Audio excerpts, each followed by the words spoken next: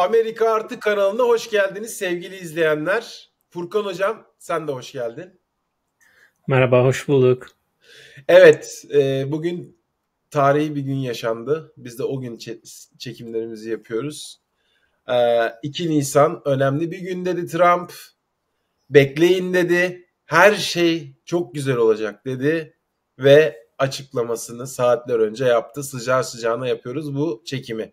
Evet Furkan, nasıldı açıklamalar? Öncesinde bir olağanüstü hal ilan edildi. Aksi takdirde bunu yapamayacağı söylendi. Ayrıntıları senden alabilir miyiz? Tabii. Bugün Trump'ın söylemiyle özgürlük bayramı gibi bir bayram. Liberation Day dedikleri. Trump'ı zaten uzun bir süredir konuşuyoruz bu gümrük vergileri konusunda. En sonunda hatırlarsan ulusa sesleniş konuşmasında demişti ki karşılıklı gümrük vergisi politikasına geçiyoruz artık demişti. Beklendiği gibi 2 Nisan tarihini gösterdi. 2 Nisan'da bunların hepsi yürürlüğe girecek dedi ve bunu direkt başkan tek başına yapması için de ekonomik emergency, ekonomik acil durum ilan etmesi gerekiyordu. Bunu da yaptı. Ve bir executive order imzaladı. Bu ne yaptı executive order'la? Şunu yaptı. Amerika dünyadaki bütün ülkelere kafadan %10 vergi koydu. Yani Amerika'ya ürün getirmek isteyen herkes dünyada artık %10 en azından vergi verecek. Ayrıntılara girmeden açıklamak istiyorum. Yani bu ilk önce olağanüstü hal ilan ediliyor. Türkiye'deki karşılığı ekonomik veya değil. Bu Evet. olağanüstü halde kanun hükmünde kararname yayınlaması ve kanun hükmünde kararname ile hiçbir kanuna gerek duymadan istediğini yaptırması sağlanıyor. Bize Türk insanlarına tanıdık geliyor ama Amerikalılara ne kadar tanıdık geldi göreceğiz. Evet, şimdi tarifelerle devam edelim. Artık Evet. gümrük tarifeleri diyorsun bütün ülkelere ayrımı olmadan yapılacak. Elinde bir posterle çıktı ve orada neler anlattı, neler yaptı, nasıl bir açıklamaydı? Evet, o posterin bir örneğini biz de ekrana getiririz. Şöyle, orada 2 tane önemli rakam var. Birincisi o ülkelerin Amerika'ya ne kadar vergi uyguladıkları. Şimdi bu rakam aslında bu oranlar diyeyim. Ee, Sadece direkt o saf vergi rakamı değil.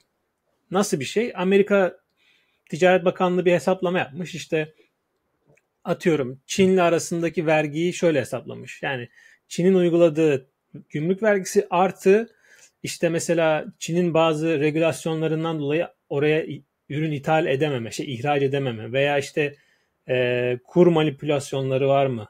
Ondan sonra orada mesela Amerikan ürünleri ne kadar kolay ihraç edilebiliyor gibi birkaç tane rakamı bir araya Yani getirerek bir yola çıkmışlar diyorsun. Asıl evet. Trump'ın baktığı, bir üniversite öğrencisi gibi baktığı ikili ülke ticaretlerindeki açıklar üzerinden ilerlemiş. Tabii ki bunda en büyük pay Çin'e ait ve bu payla ilgili çok net bir şekilde açıklamasını yaptı. Dedi ki biz çok zengin bir ülkeydik. Bu şekilde davrandık, fakirleştik. Artık biz de gümrük vergisi uygulayacağız ve yeniden zengin olacağız dedi. Hatta bununla ilgili Michigan'dan bir işçiyi sahneye çıkarttı. Michigan'dan çıkarttığı işçi de dünyanın en iyi başkanı, Reagan'dan sonraki ikinci benim bildiğim başkan dedi. Orta yaş üzerinde bir işçi vardı. Evet, şimdi bu tarifeler ne anlama geliyor?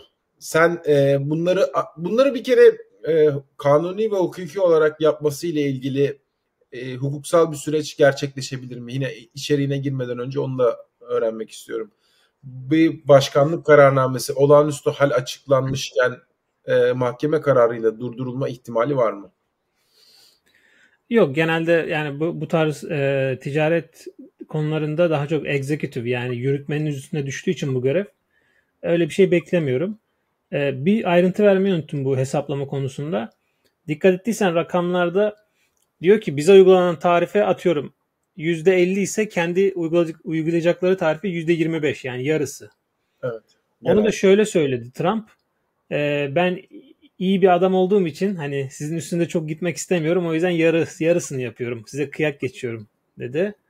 Böyle de bir ayrıntı verelim ama yasal olarak ben tekrar söyleyeyim bir şey beklemiyorum. Yani Trumpçası ben daha fazlasını istedim ama beni engellediler, bu kadar da sınırlı bıraktılar diye çevirebiliriz herhalde. O da olabilir evet. Ya da işte sizden de böyle bir hareket görürsek tekrardan devam ederiz gibi. Bir ticaret Yani savaşı başlayacak gibi. başladı. Ticaret savaşı başladı. Başladı Ben de yani. birkaç şey Evet. eklemek istiyorum, izin verirsen. Şimdi Tabii. gümrük vergileri, biliyorsun vergiler iki çeşittir. Birisi dolaylı vergiler, birisi direkt dediğimiz vergiler. Direkt dediğimiz vergiler gelir vergisi üzerinden alınır ve kişilerin sağladığı geliri üzerinden hesap yapıldığı için İktisatın 3 temel sorunu vardır: üretim, istihdam, bölüşüm. Bölüşüme de olumlu katkı sağlar Furkan. Şimdi gelir vergisinin yüksek olduğu, yani toplam devlet gelirinin içerisinde gelir vergisinin yüksek olduğu ülkelerde sosyal adalet, gelir dağılımı daha iyi bir şekilde sağlanmıştır. Ve Amerika böyle bir ülkeydi. Şimdi baktığımızda bu gümrük vergileri dolaylı bir vergidir. Yani aynı KDV, Türkiye'deki ÖTV gibi dolaylı bir vergidir. Niye bunu bu şekilde söylüyoruz? Çünkü zengin de fakir de bir ürünü aldığında aynı fiyat ve fiyatın içerisinde aynı vergiye maruz kalır. Ve baktığımızda bugün mesela arabaya, Amerika üretimi dışındaki bütün arabalara %25 gümrük vergisi uyguluyorum dedi. Ve artık araba fiyatları, ithalattaki araba fiyatları yükselecek. İthalattaki araba fiyatları yükseldiğinde elbette gelir durumu kötü olan kişi bundan etkilenecek. İyi olan kişi bundan etkilenmeyecek. Çünkü çok çok daha fazlası var. Şimdi hane halkına baktığımızda Trump'ın yeniden harika bir ülke tasarrufunda aslında bir para transferi yapmaya çalıştığını görüyorum ben. Bunu yanlışlıkla yapabilecek bir konumda değil. Özellikle dar gelirlinin üzerindeki satın alma gücünde çok büyük bir azalma olacak. Ve bu Trump'a bence kaybettirecek olan şey. Çünkü bunu herhangi bir böyle politik, herhangi bir popülist yaklaşımla hiçbir devlet başkanı idare edemez. Yani insanlar aynı parayı kazanırken daha az satın alabilecekler ve Amerika'ya Amerika yapan şey her şeyin en ucuz, en rekabetçi ortamda ve en uygun fiyata alınmasıydı. Amerika bunu kaybedebilir. Diğer taraftan olumlu tarafı ne olacak diye sorarsan, elbette devletin içerisindeki gelir kalemlerinin bir tanesi olan gümrük vergisi Amerika'da patlayacak. Çok daha fazla ilk etapta gümrük vergisi toplayacak. Ama ekonomi herhangi bir dengesizlik oluştuğunda yeniden denge noktasına gelir ve o denge noktası bir önceki denge noktasına göre nerede olacak bunu bilmiyoruz. Bunu göreceğiz. Yani insanlar 100 tane araba alırken ithal, alınan az gümrük vergisinden elde edilen gelirle artık fiyatlar yükseldiği için 50 tane, 40 tane mi, 30 tane mi, nerede arz talep dengesi oluşacak ve ne kadar gelir vergisi, gümrük vergisi toplanacak ve kamu bütçesine olumlu fayda etkileyecek, bunu göreceğiz. Ama bildiğimiz bir şey var. Amerika'da yaklaşık 3-4 senedir süren bir Fed'in uyguladığı para politikası vardı. Öncelikle biliyorsun sen de, Amerika'da zor bir dönem geçirdik. Covid dönemi. Covid döneminde yine Trump vardı. Bir parasal gevşeme. Şimdi parasal sıkılaşma sürecinin içerisindeydik ve enflasyon baskılanmıştı, düzene girmişti.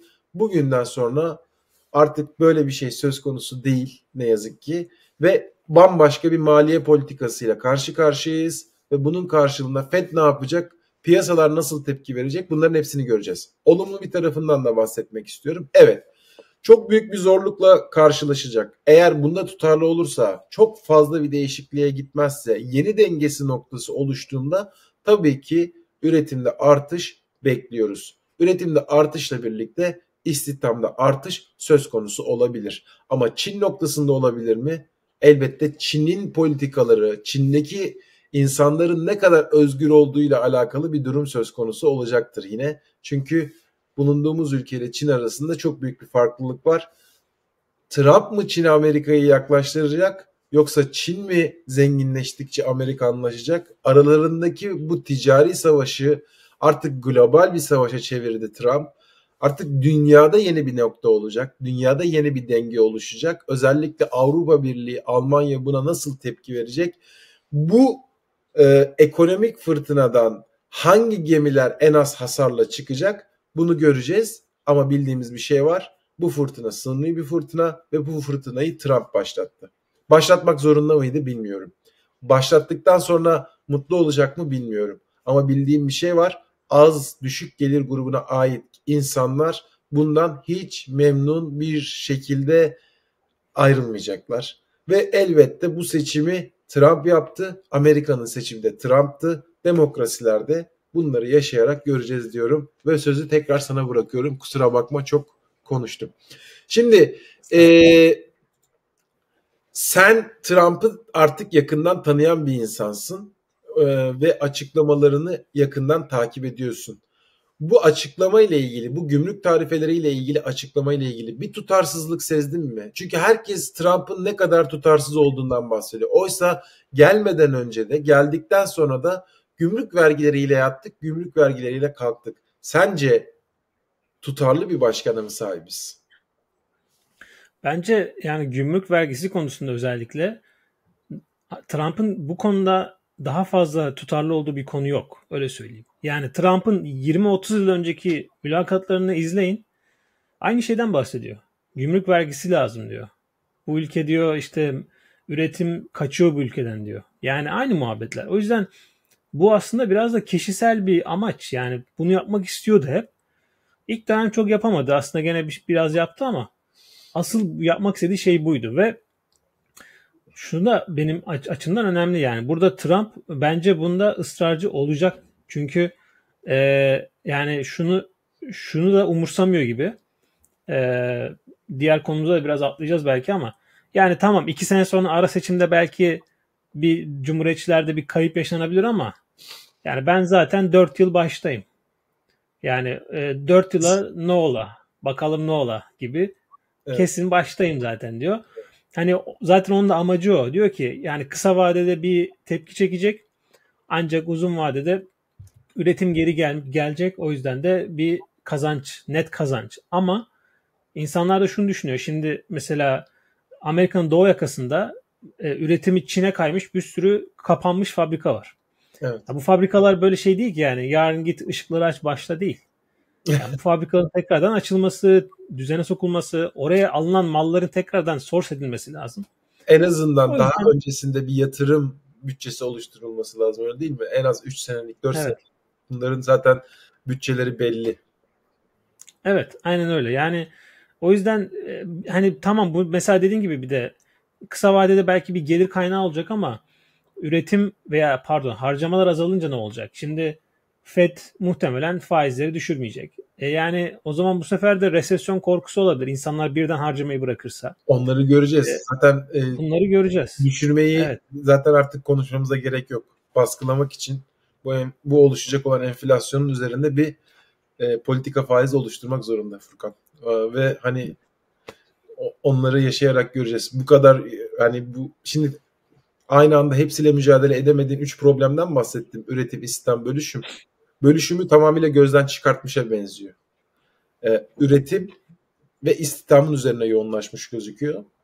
Ve hani bu şekilde bir çözüm bulduğunda genelde enflasyon ve uzun vadede yani Amerika'nın alışık olmadığı, Türklerin çok alışık olduğu bir kronik enflasyona doğru ilerleyecek gibi gözüküyoruz. Türkiye'ye özelinde gelelim. Hani Türkiye'ye %10, sadece %10, zaten %10 Türkiye'nin ortalama gümrük vergisi uyguladığını söyledi Amerikan mallarına, ki daha fazlası var aslında ama çok büyük bir ticaret açığı olmadığı için arkadaşlar, yani sevgili izleyenler, Trump'ın baktığı şey şu: Amerikan ekonomisi açık veriyor. Yani ürettiğinden fazlasını tüketiyor. Gelirinden fazlasını tüketebiliyor. Çünkü Amerikan doları global bir tek başına bir hüküm süren bir para birimi ve bunun bugüne kadar ekmeğini yiyordu. Dedi ki artık böyle olmayacak ve bunun üzerine ilerliyor. En fazla dış ticaret açığı olan ülkeler üzerinden bir matematik ilerledi. Yani Trump çok ayrıntılı gümrüklere, tarifelere bakmadı. Bir numara Çin, 2 numara Avrupa. 3 numara Vietnam, 4 numara Tayvan. Ki Vietnam ve Tayvan'ın özellikle Çin'e uygulanan veya olası uygulanacak olan gümrük vergileriyle ilgili bir köprü ülke olduğunu unutmayalım. Yani onların üzerinden ticaret gerçekleşiyordu. Hakeza Japonya. Yani burada Almanya ve Japonya başlığı açabiliriz. Almanya ve Japonya'nın bu kadar yüksek bir farkla Amerika ile ticaret yapmasının sebebi Amerika'nın 2. Dünya Savaşı sonrasında bu ülkelere söylediği siz üretin ben sizden alacağım şeklindeki politikasıyla bu noktaya geldi diyebiliriz. Yine Hindistan ve Güney Kore'de bunlara dahil edebiliriz. Şimdi buna ilişkin reaksiyonları henüz göremedik ama sen buradan reaksiyonları nasıl tahmin ediyorsun? Özellikle demokratlarda bir şey olacak mı? Bir tepki gelecek mi bu sefer? Çünkü sadece hukuksal olarak yargıçlar üzerinden bir tepki görüyorduk bugüne kadar. Ve bu noktada da tam sana yeri gelmişken sorayım. New Jersey senatörü senatoda bir rekoru egale etti. İçmeden, yemek yemeden, su içmeden, tuvalete gitmeden bir günden daha uzun süre konuştu. Öyle değil mi? Evet, Senato'da bir filibuster diye bir şey var. Aslında tam olarak filibuster yapmadı ama ilginç bir konu. Belli bir konuda Senato'da söz aldığınızda eğer durmazsanız kimse sizi durduramaz konuşmayı. Öyle bir kanun var. Ve bunu bazen kullanmış insanlar işte istemedikleri bir kanunun geçmemesi için konuşmuş mesela bir gün boyunca. Cory Booker, New Jersey senatörü bunun rekorunu kırdı. Aslında bir kanun tasarısı veya geçecek bir kanun yoktu ortada ama yani bunu yapmak istedi. Trump'a karşı protesto olarak yaptı bunu, öyle değil mi? Tabii biraz protesto olarak yaptı. Bu arada şöyle onunla değişik kurallar var onda. Su ve süt içebiliyorlar galiba. Oturmamaları lazım. Yine bildiğim kadarıyla. Bir de böyle lavabo ihtiyaçları için bir taktik var. Diyor ki şimdi benim adıma şu insan bir şey anlatacak diyor. Tuvalete gidiyor geliyor o sonra lafı geri alıyor. Öyle bir şey yapılabiliyor. Ya bildiğim kadarıyla. O yüzden bir günü geçti yani. Tebrik ederim. New Jersey'nin de böyle değişik şeyleri var. Evet. New Jersey demokratların kalesi olmaya devam ediyor. Peki genel sorumu atlamadan sormuş olayım. Nasıl bir tepki bekliyorsun? Yani en son Obama'nın yine Instagram hesabına girdim ve hani kiraz ağaçlarının çiçeklerini paylaşıyordu. Böyle devam edecek mi? Ne bekliyorsun?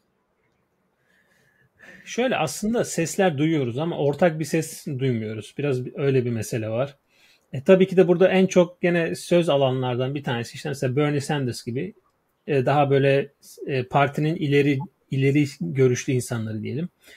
Onların genel söylemi biraz şu yönde şimdiden. Bundan asıl acı çekecek insanlar orta ve alt sınıf insanlar. Yani bu zaten aslında biraz da artık bir sır olmaktan çıktı. Trump'ın öyle bir şeyi var yani hani maalesef insanları biraz da yanlış düşünmeye sevk ediyor bu açıdan. Hani sanki herkese yararı varmış gibi gösteriyor ama aslında yararı olanlar genellikle daha üst gelirdeki insanlar. Burada bence ama bu sefer dediğim gibi biraz daha tepki gelmesi vakit alacak. Çünkü bu hemen yarın bir şey değişecek diye bir beklentimiz yok. Zaten 5 Nisan'da başlayacak bunlar. Sadece araba vergileri bu gece başlayacak.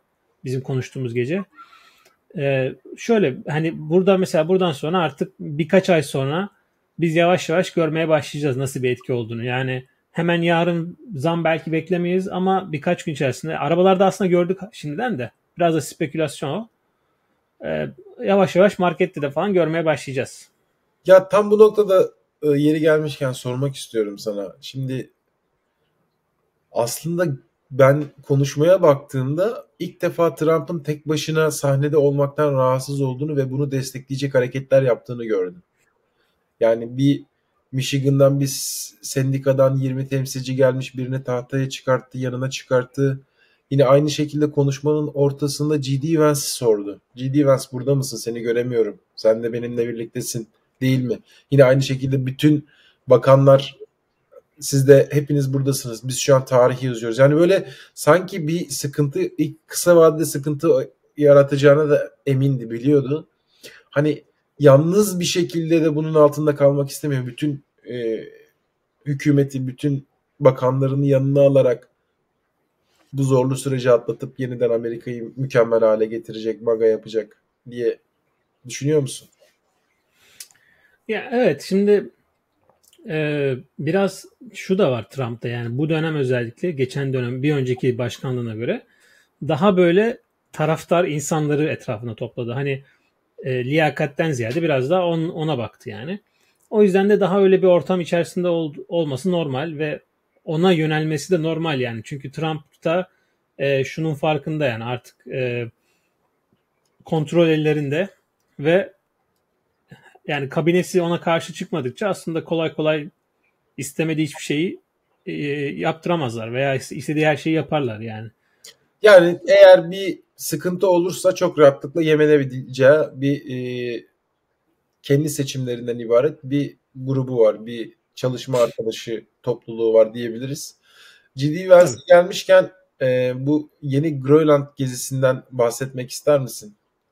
Ailesiyle beraber yeniden ziyaret etti. Planlanandan kısa sürdü ve sadece Amerika'nın oradaki askeri üstünde sınırlı kaldı ziyareti diye takip ettim. Evet. Sen ne dersin? Şimdi o olayın geçmişi şöyle. Usha Vance, J.D. Vance'in eşi Greenland'a bir ziyaret planladı. Ama bunu böyle resmi bir ziyaret gibi planladılar ama ne Danimarka'dan ne Grönland'dan böyle bir izin veya planlama falan yapılmadı. Yani hani sanki biz oranın tapusu bizde, biz geliyoruz bir bakmaya der gibi biraz gitmek istedi. Bu tabii çok tepki çekti. Aynı zamanda şu an zaten, yani o zaman, yani 2 hafta önce yaklaşık Grönland'da da bir yeni seçim olmuştu. Yeni parlamento toplanmaya çalışıyordu falan. Büyük tepki çekti. Yani hemen hemen Grönland'daki herkes buna karşı çıktı. Yani gelmesin dedi Uşavent. Ondan sonra şuna değiştirdiler. Tamam, biz aslında zaten Grönland gezisi değil, bizim oradaki askeri üssümüzü gezeceğiz. Zaten J.D. Vance de geliyor. Resmi bir ziyaret yapacağız bizim askeri üssümüze dedi. Böyle konu kapandı gibi oldu. Ardından J.D. Vance gidince konuştuğu mesele şu. Dedi ki Danimarka'ya sesleniyorum. Siz Grönlandlı insanları yüzüstü bıraktınız. Onlara iyi bakamadınız. E, Yani hani sanki şey gibi, yani çocuğum sana iyi bakamıyorlar, gel benle kal der gibi bir söylem aslında yani. Hani biraz Grönlandlılara oynamaya çalıştı ama bence J.D. Vance şu anda Grönland'ın en sevilmeyen birkaç insanından biri. Yani o yüzden bu ne kadar tutar bilmiyorum. Biraz da böyle ufak arada kaynadı gitti zaten bu yeni Grönland mesela. Devlet Başkanı Grönlandlılarındır. Biz bağımsızlığı istiyoruz ve bağımsızlığı destekliyoruz. Danimarka'nın yaptıklarını unutmadık ama Amerika'dan da memnun değiliz. Yani Amerika'nın da konatlarının altına girmek istemiyoruz şeklinde konuştu. Şimdi J.D. Vance'den sonra yeniden Trump'a gelmek istiyorum. Biraz senin canını sıkacağımız için son olarak bu konuya gelmek istedim. Ama bundan önce iyi bir haber verelim izleyenlerimize. Trump açıkladı. Doge, Elon Musk'ın başında olduğu kurumda ayrılacağını söyledi Nisan ayı sonu itibariyle. Ve o sürece kadar 1 milyardı galiba. 1 milyar dolarlık bütçede bir tasarrufu sağlamış olacağım ve başarılı bir şekilde kendi şirketlerimin başına geçeceğim dedi. Bununla ilgili neler söylemek istersin? Başarılı mı? Gerçekten bu 1 milyar ne kadar faydalı oldu? Kimler neler kaybetti? Çalışanlar ayrıldı. Gittikten Evet. sonrasında nasıl görüyorsun? Yerine kim gelir? Şimdi öncelikle Doge zaten resmi bir bakanlık değil, biliyorsun. O yüzden ama aynı zamanda zaten Elon Musk da tek başına değildi. Aslında başında birisi daha vardı. Adını unuttum şimdi, kusura bakmasınlar. Uzun bir soyadı var ama. Kendisi iki kişi beraber, yani bir siyasetçi vardı, bir de Elon Musk vardı. Öyle söyleyeyim. Elon Musk ayrılıyor. Diğeri devam edecek aslında. Elon Musk, öncelikle ben neler yaptığını anlatayım, sonra neden ayrıldığını biraz spekülasyon yapmak istiyorum. Şöyle, şimdi Elon Musk geldiğinden beri öncelikle böyle çok sert bir giriş yaptı, biliyorsun. Yani adeta şuna yapmaya çalıştı. Hani herkesi bir kovalım sonra tek tek işe alırız gibi bir düşüncesi vardı neredeyse. Ve bayağı geniş ölçekte işten çıkarmalar, bütçe kesmeler yaptı. Mesela işte Eğitim Bakanlığı'nın zaten tamamen kapatılması isteniyor. Onunla alakalı bir sürü işten çıkarmalar oldu. Mesela çok önemli bazı yerlerde işten çıkarılmalar, işte Sağlık Bakanlığı olsun, IRS olsun, mesela yeni işçi alımını durdurdular. Aynı zamanda işte insanlar işten ayrılması için hani istifa paketleri sundu, öyle söyleyelim. Ve bunun sonucunda aslında bayağı bir insan şu anda işsiz. Amerikan hükümetinde çalışan bayağı bir insan işsiz. Bu önemli çünkü Amerikan hükümetinde milyonlarca insan çalışıyor. Yani bunu hatta posta çalışanlara saymıyorum. Yani bunların önemli bir kısmı işten çıktı. Şimdi Elon Musk hani açıklamada şöyle dedi: ya benim şirketim var, şirketimle ilgilenmem lazım, o yüzden devam etmeyeceğim falan. Ama bence biraz mesele şu: dikkat ettiysen son birkaç gündür Tesla çakılmaya başladı. Yani son birkaç haftadır diyeyim. Avrupa'da satışlar iyice düştü. Almanya'da %75 falan düştü. Yani hisse senetleri iyice çakılıyor. Çünkü Elon Musk'a karşı büyük bir şey olmuş artık yani. Hedef haline geldi ve Elon Musk'ın elinin dokunduğu her yerde zarar görüyor bundan. Halihazırda kendi mal varlığı da zarar görüyor. Yaklaşık mal varlığının 150 milyar dolar azaldığı söyleniyor. Sırf bu olaylardan dolayı. Sağda solda Tesla'lar... Azalma değil, bunu hatırlatalım. Sadece borsa değerleri üzerinden yapılan borsa değerleri. Tabii. Tabii. O yüzden hani belki de bunu biraz yatıştırmak için de ayrılmak zorunda hissetmiş olabilir. Çünkü böyle giderse gerçekten Tesla'nın da bugüne kadar getirdiği, yani Tesla'yı buraya kadar getirmişken buradan sonra da iyice böyle çökecekti artık. Yani çünkü satışları iyice azaldı. Çin rekabeti var zaten, oradan zor tutunuyor. Diğer hisseler yönetim kurulundan çıkması konusunda baskı yapıyordu. Çünkü bütün hissesi evet. ait değil. Yine büyük hissedarlar var. Evet. Bir de tabii şimdi aynen biraz da öyle bir şey oldu. Yani Tesla'dan ayrılmasını isteyenler oldu. Özellikle yönetim kurulu. Aynı zamanda Trump hükümetinin içinde de sesler vardı aslında. Biz çok duymuyorduk ama mesela New York Times bir kere öyle bir duyum aldı.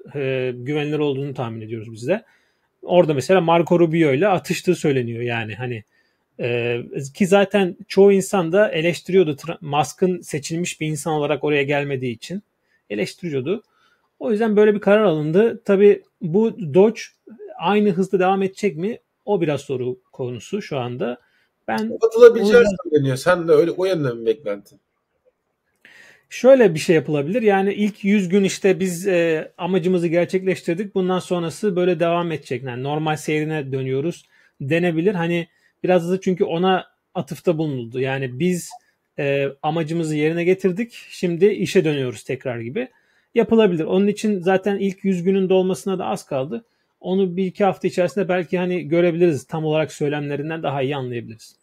Tam bu noktada soruyorum o zaman. İlk 100 gün en fırtınalı, en sert, en hareketli 100 gün mü olacak sence?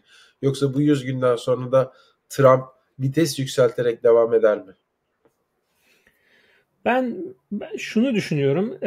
İlk 100 gün genelde psikolojik bir eşiktir. Yani başkanlar açısından ilk 100 gün şundan dolayı önemlidir. İnsanlar ona bakar ve başkanları öyle hatırlar. Yani ilk yaptığı büyük atılım neydi?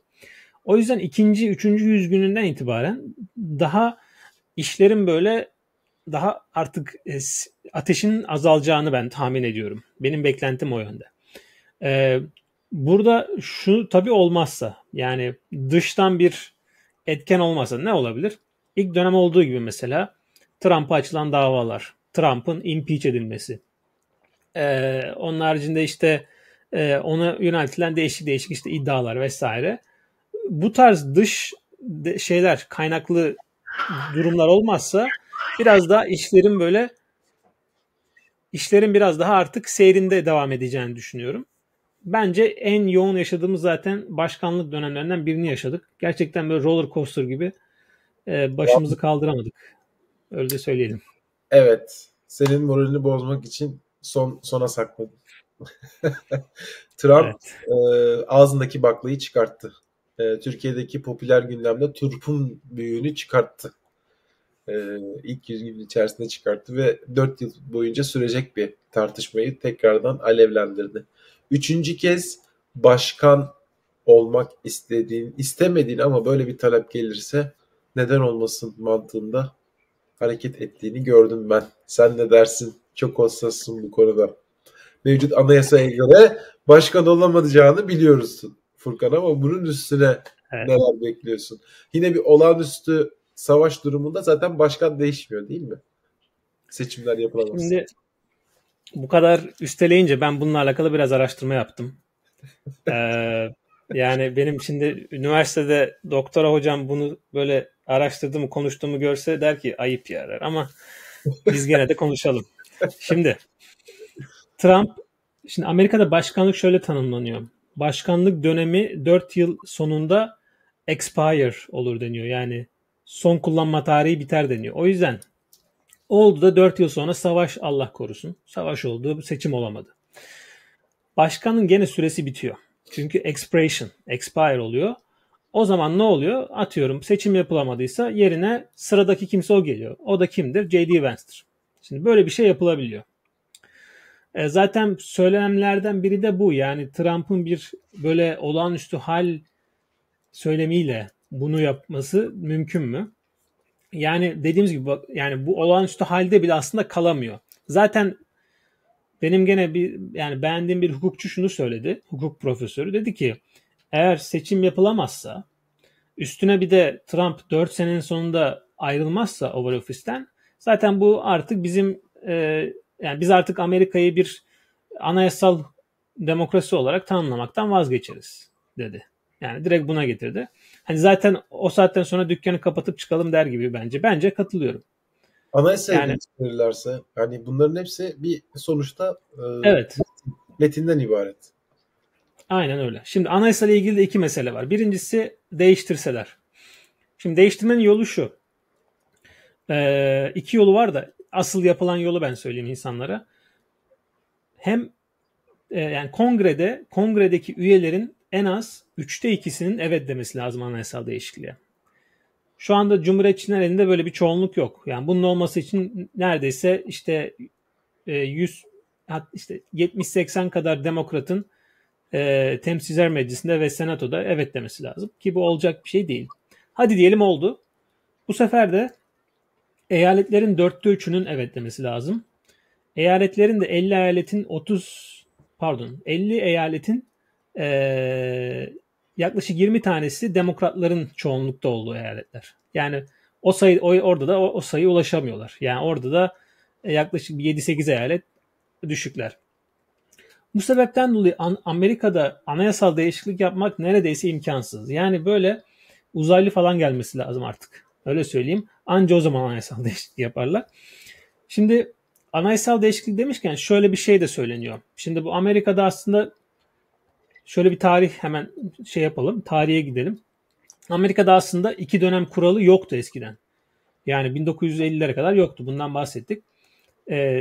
FDR, Roosevelt 4 kere başkan seçilince dediler ki böyle acil durumlarda birisi ömür boyu başkan olur, Allah korusun, biz hemen kanunlaştıralım dediler. Kanunlaştırdılar. Şimdi bu 22. Amendment dedikleri, yani anayasaya 22. eklenti, değişiklik gibi. Şimdi buna göre olamıyor değil mi? Ama insanlar bu sefer de şöyle söyledi. Bu da son yolu. Onu da bahsedip bitireceğim. Dediler ki tamam, o zaman J.D. Vance aday olsun. Trump'ı da yardımcısı olarak seçsin. Sonra seçimi kazanır kazanmaz istifa etsin, Trump gelsin. Öncelikle yani bu çakallığı kim düşündüyse helal olsun. İkincisi de bence asıl ipin kopacağı yer bu. Şöyle bir mesele var. Şimdi burada da 12. Amendment var. 12. Amendment'ta şunu diyor. Başkan olma hakkı olmayan birisi başkan yardımcısı da olamaz diyor. Bu ne demek? Yani şu anki aklımızda düşündüğümüzde şunu diyoruz. O zaman 2 kere başkan olmuş birisi bir daha başkan olamadığına göre başkan yardımcısı da olamaz. O yüzden Trump'ın önü kapalı. Ama dikkat ettiysen biri 12. Amendment, biri 22. Şimdi 12. 22'den daha önce geldiği için bazı anayasal hukukçular diyor ki şöyle bir mesele var. Ya o zaman böyle bir 2 dönem kuralı yoktu. O zamanki yeterlilik kanunu sadece yaşa, Amerikan vatandaşı falan olmaya bakıyordu. O yüzden o günün şartlarına göre değerlendirmemiz lazım. O yüzden bu 12. Amendment aslında uygulanmaz burada deniyor. Evet. Yani bu bence çok doğru bir yaklaşım değil ama Bunun bu kararını yolu denemek. mahkeme verecek. Heh, mesela bu da şöyle bir şey olacak büyük ihtimal. Çok çok ciddiye alırsak yani bu meseleyi, ki bence Trump da kendisi bile emin değil. Ee, Şöyle bir şey olacak bu ihtimal. Yani oldu da diyelim ki J.D. Vance hakikaten dedik tamam ben adayım, yardımcım da Trump. Hemen bu Anayasa Mahkemesi'ne gidecek. Anayasa Mahkemesi'nin burada yorumuna bakacağız. Burada da spekülasyon yapmak zor. Ama yani her ne kadar Trump'ın atadığı hakimler olsa da onlar ömür boyu orada olduğu için Trump'a bir bağlılık hissetmiyorlar. O yüzden emin değilim Trump yönlü bir karar alacaklarına. Yani ben şu anda Amerika'nın önümüzdeki yani 3 yılı 4 yılı tabii ne getirir bilemeyiz ama şu anki mevcut şartta kesinlikle böyle bir yol göremiyorum Trump açısından. Öyle söyleyeyim. Biz daha çok uzun haftalar bu konuyu tartışırız ve tartıştıkça daha farklı yerlere varırız.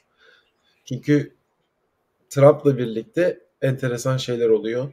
Geçtiğimiz haftalarda ICE tarafından gözaltına alınıp bizim de bahsettiğimiz F1 vizesi iptal edilen Türk vatandaşının tutuklama anındaki raporları incelenmiş ve bu incelemeler sonunda kendisi biliyorsun başka bir eyalette Connecticut'ta yaşıyordu. Connecticut'taki mahkeme eyalet sınırları dışına çıkartılmaması yönünde karar almıştı. Ama herhangi bir açıklama yapmamıştı ICE ve açıklama yaptığında Louisiana'da olduğu için kararı uygulamadıklarını söylemişti. Ama yapılan incelemede karar çıktığında henüz Connecticut sınırları içerisindeki bir merkezde olduğu belirlendi. Ve gördüğün gibi değişik zorlamalarla hani bu karar uygulanmadı. Yavaş yavaş bazı konularda sıkıntılar yaşanıyor. Ama bu kadar büyük bir konuda elbette bir günde olmayacağını düşünüyorum ve ondan dolayı sana kısık ateşle diyorum. Konuyu kapatıyorum. Bizi izleyenlere teşekkür ediyoruz. Son kez hatırlatalım. Çin'e %34 toplamda. Kendi Trump'ın elindeki tabloyu okuyorum. Avrupa Birliği'ne %20. Bunun karşılığında onlar bize 39 gümrük tarifesi uyguluyor dedi. Vietnam %90 uygularken Amerika artık %46 uygulayacağız dedi. Tayvan %64 bize gümrük vergisi uyguluyor. Biz de onlara yarısı kadar 32'si kadar uygulayacağız dedi. Japonya yine %46 uyguluyormuş Amerika'ya. Biz de onlara artık %24 gümrük vergisi uygulayacağız dedi. Yine çok merak edilen Hindistan %52'ye karşılık %26 onlara yine bir Trump güzellik yapmış. Yine burada çok dikkat edilen İngiltere %10'la kafa kafaya diyebileceğimiz bir noktada çok fazla bir açık olmadığını görüyoruz. İsrail %33 uygularken yine önemli bir başlık. %17 gümrük tarifesi koydu. Bunları arttırma imkanının olduğunu söyledi. Yine Türkiye'den bahsetmiştik %10'a %10. Bizi izlediğiniz için teşekkür ederiz. Sorularınız yorumlara yapılabilir ve onlara Furkan hocamız büyük bir dikkatle araştırıp cevap veriyor. Bizi izlediğiniz için teşekkür ederiz ve iyi bir hafta geçirmenizi temenni ederiz.